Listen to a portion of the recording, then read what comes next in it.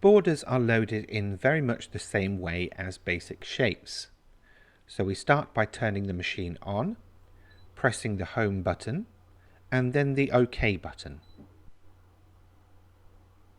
Then tap on the pattern icon, followed by the border icon.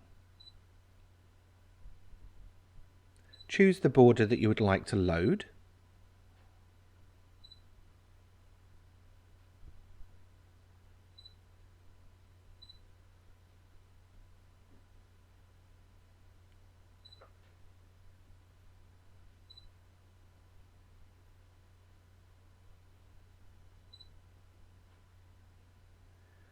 Set the size of the border you would like to load.